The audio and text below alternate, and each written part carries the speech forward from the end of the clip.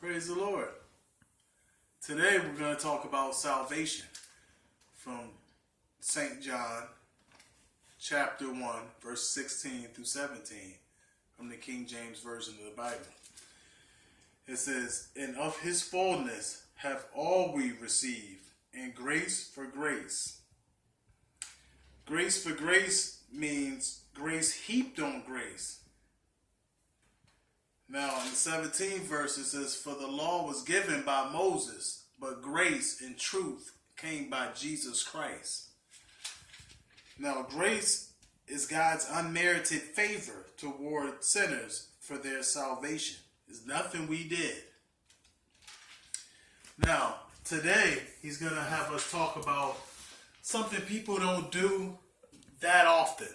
The foundation of... People know about the back squat for getting glutes. But this is something I discovered later myself. We don't do the hip thrust. And we're going to talk about the most basic one, the glute bridge.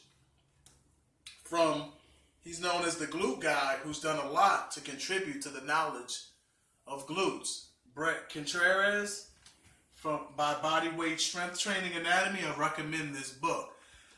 Now, here he talks about the execution is lie on your back with the knees bent at 90 degrees and the palms flat on the ground.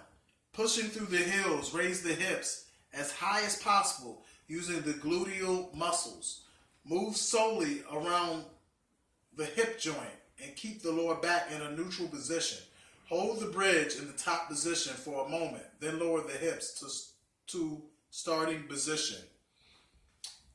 The muscles mainly involved is, of course, the gluteus maximus.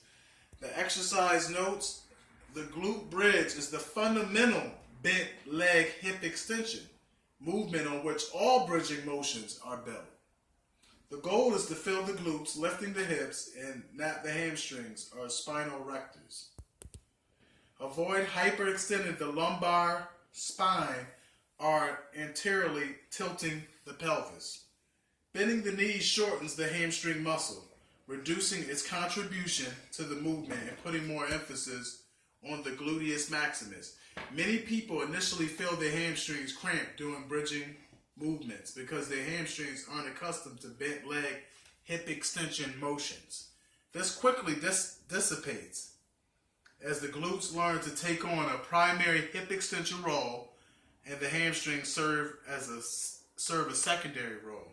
Strong, activated glutes prevent forward pelvic tilting and lower back overarching, which is critical for optimal performance during this exercise. And I'm going to show you how to do it now.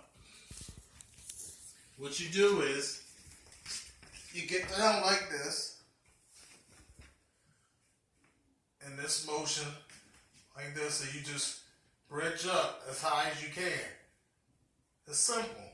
The best exercises are usually the simplest. And you bridge up just like this.